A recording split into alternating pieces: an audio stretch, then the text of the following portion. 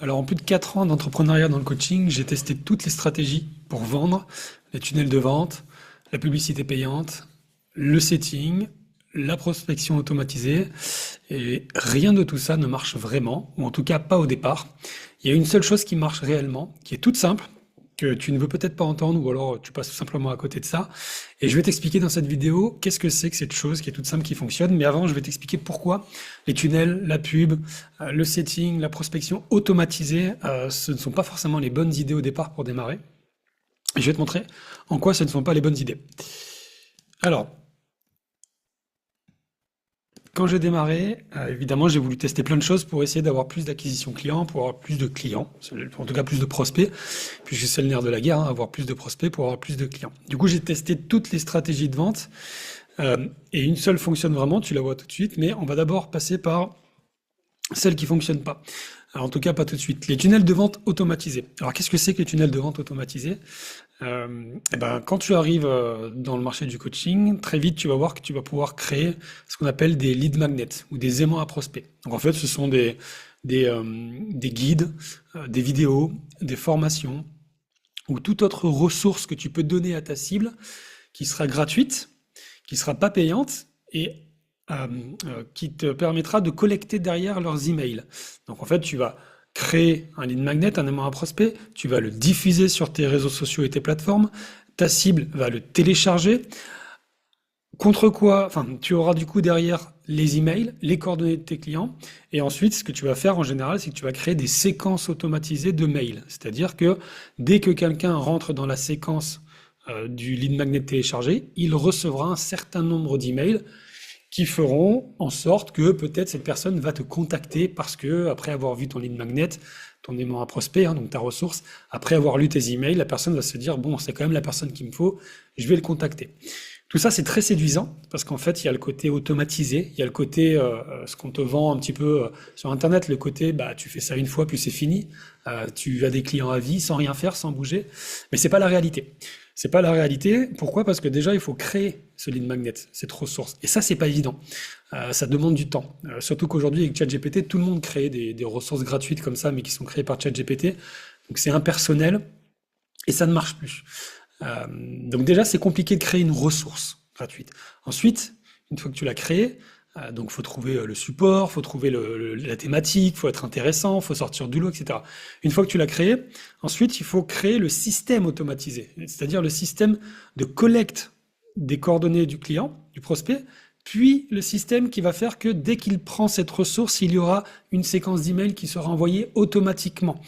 Là encore, ça prend beaucoup de temps, c'est compliqué, ça peut même être coûteux. Tu vas peut-être même devoir payer des abonnements sur des plateformes. Donc, difficulté de créer la ressource, difficulté de créer le système.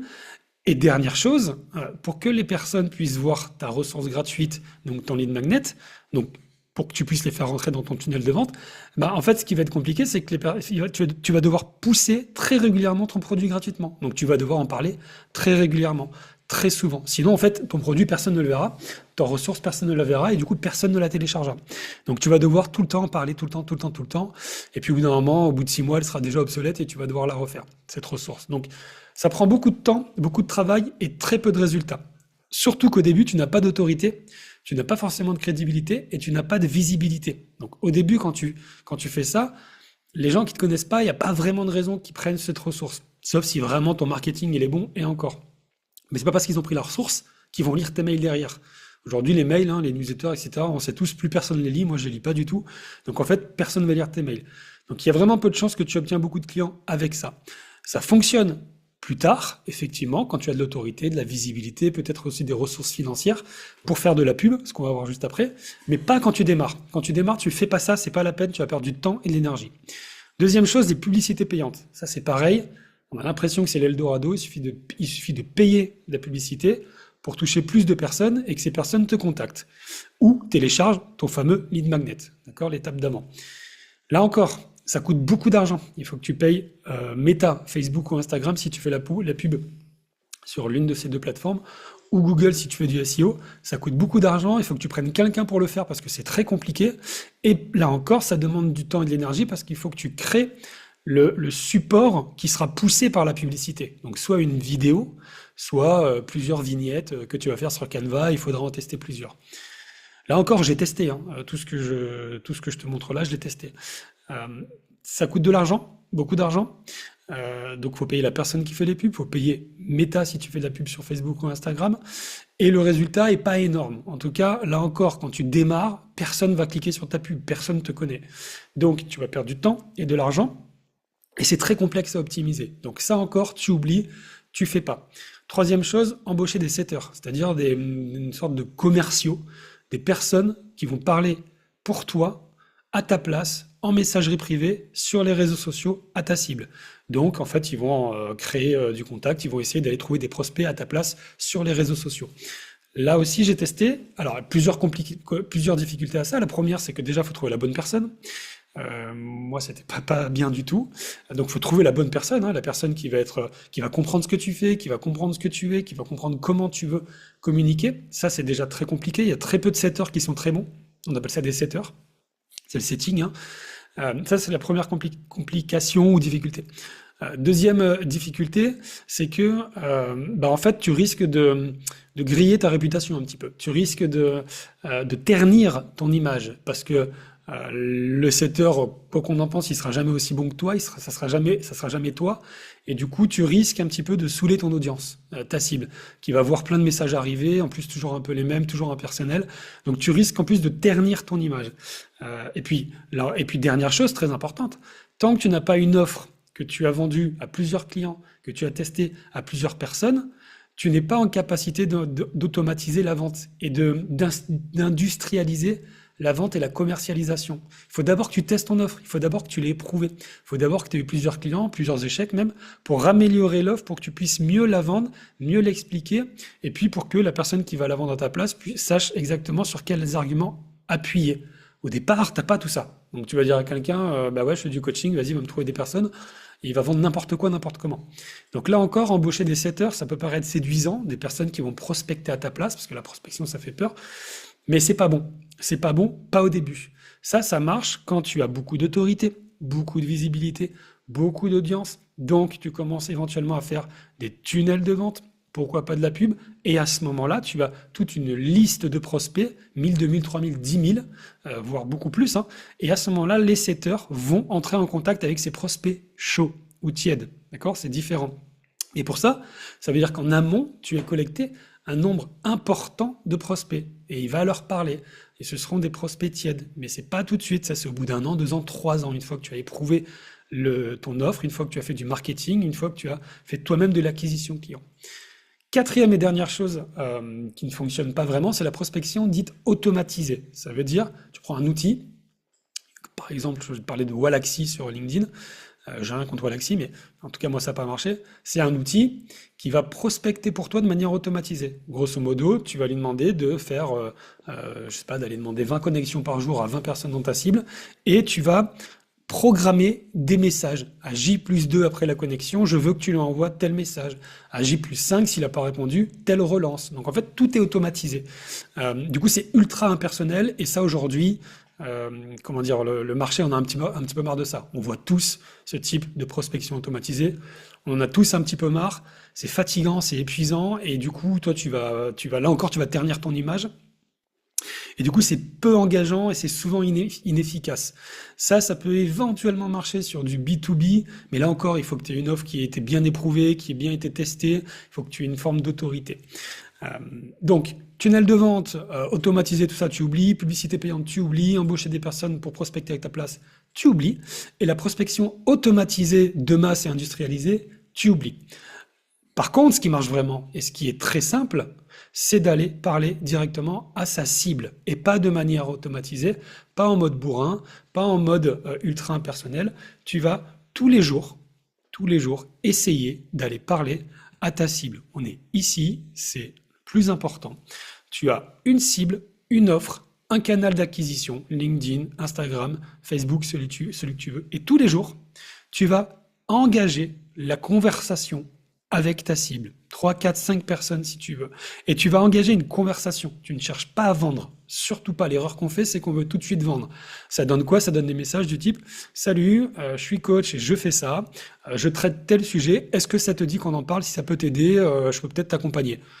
Non, personne n'achète ça. Tu fais pas ça dans la rue, donc il n'y a pas de raison que tu fasses ça en messagerie privée sur les réseaux sociaux. Il faut que tu entres en lien, il faut que tu crées du lien, il faut que tu brises la glace, il faut que tu t'intéresses sincèrement à l'autre, et il faut que tu puisses donner à l'autre les raisons de vouloir te répondre. Et pour ça, eh ben, tu fais quelque chose de très naturel, très simple, c'est d'aller poser des questions à ta cible, c'est d'aller s'intéresser à elle, qu'est-ce qu'elle fait, qu'est-ce qu'elle vit actuellement, ou, troisième possibilité, moi c'est ce que j'aime bien faire, c'est d'aller donner quelque chose à ta cible, une ressource à ta cible, un PDF, un guide, une vidéo, un épisode de podcast, ce que tu veux, et tu le donnes à ta cible. Et tu lui dis simplement bonjour et enchanté, parce que ça présuppose que tu t'es connecté avec elle en amont, et simplement tu vas lui dire voilà, en cadeau de bienvenue, je me permets simplement de te donner cet épisode de podcast ou cette vidéo ou cette ressource. Peut-être ça peut t'aider. Si c'est le cas, n'hésite pas à me faire un retour. C'est tout. Et puis tu attends que la personne revienne à toi. Si elle revient à toi, même ne serait-ce qu'un merci, c'est déjà qu'elle est prête à engager la conversation. D'accord? Ne serait-ce qu'un merci, j'irai voir plus tard, elle engage déjà la conversation. Donc tu peux commencer à continuer la conversation. Tu peux commencer à lui dire avec plaisir, j'espère que ça te plaira. Dis-moi un petit peu, parle-moi un petit peu de toi. Comment ça se passe pour toi dans ton activité? Comment ça se passe pour toi ton boulot? Comment ça se passe pour toi au quotidien? Voilà, je serais ravi de faire connaissance, etc. Et tu engages une conversation écrite. Ça peut prendre 4, 5, 10, 15, 20 messages. On s'en moque. Tu t'intéresses sincèrement à la personne. Et donc, tu ne cherches pas à vendre, ok? C'est ici, on ne cherche pas à vendre. J'entre en lien, je parle à ma cible. Ça présuppose, là encore, que tu es une cible, évidemment. J'entre en lien, je parle à ma cible et je ne cherche pas à vendre. Une fois que la conversation est bien entamée, que la relation de confiance est créée, que la personne t'ait ouvert ses portes et que toi, tu te sentes ok et à l'aise avec cette personne. Parce qu'il y a des personnes avec qui tu vas pas aller plus loin parce que tu vas te dire, oula, non, je n'irai pas plus loin. Une fois que tu sens que vous avez passé un certain stade dans la conversation, et ça peut être plein de choses, hein. Ça peut être, la personne commence à se livrer sur elle, sur ses difficultés, ou ou la personne commence à te dire, et toi, tu fais quoi, etc. À ce moment-là, tu vas faire en sorte d'aller plus loin. Tu l'auras aidé si tu peux, tu n'auras pas cherché à vendre, tu te seras sincèrement intéressé à elle, et donc à ce moment-là, tu vas lui proposer de poursuivre la conversation en visio, ou en appel téléphonique. Moi, je préfère les visios. Et donc, tu vas lui proposer d'aller plus loin. Et quand tu vas faire ça, tu vas lui dire, écoute, si tu veux, on peut continuer cet échange, je peux essayer de t'aider et je te parlerai de ce que je fais. Comme ça, tu es clair et transparent. Et là, en faisant ça tous les jours, en répétant ça tous les jours, au début, ça va être long. Au début, ça va être chronophage. Au début, ça va être frustrant. Au début, ça va être même déceptif. Tu as l'impression que personne ne répond. C'est normal. Tu démarres. Tu t'exposes. Les gens ne te connaissent pas encore assez. Mais répète ça tous les jours. C'est le moyen le plus direct et le plus simple de trouver des clients. Ça présuppose que tu es une cible, une offre. Ça présuppose également que tu t'exposes à minima sur un réseau social, d'accord, pour que tu puisses commencer à exposer du contenu et ce que tu es, ce que tu fais et ce que tu sais à ta cible. Et donc ensuite, tu vas lui parler tous les jours. Ça te prend 20, 30 minutes, 1 heure par jour. Tu suis les conversations, établis un fichier de suivi client, un CRM, d'accord, qui m'a répondu, qui est prêt pour faire une visio, etc. Et relance les conversations si nécessaire. La personne ne t'a pas répondu, repose une question. Si tu vois que c'est à un moment donné, la personne ne répond plus, tu arrêtes, t'insistes pas, c'est pas grave.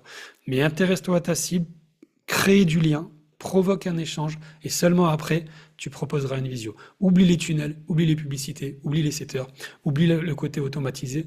Sois humain, sois authentique, sois simple, et répète, répète, répète. Si ça te paraît compliqué, si tu penses que tu as du mal à briser la glace avec tes prospects, tu ne sais pas à qui t'adresser parce que tu n'arrives pas à trouver de cible, ou simplement tu ne sais pas du tout quel type de message adresser à ces personnes, ou pire, tu ne sais pas comment les convaincre de passer en visio avec toi, écoute, clique en dessous, tu me rejoins dans le Bootcamp, tu nous rejoins, on va t'aider à faire tout ça, on va t'expliquer pourquoi c'est pas la peine de faire toutes ces choses compliquées qui perdent du temps et de l'argent, et on va t'expliquer pourquoi en ayant une cible, une offre, un canal d'acquisition et répéter tous les jours ces tâches-là, ça t'aidera très facilement à obtenir des premiers résultats. Je te remercie, j'espère que cet épisode, cette vidéo t'a plu. Fais-moi un retour. C'est toujours un plaisir de te lire.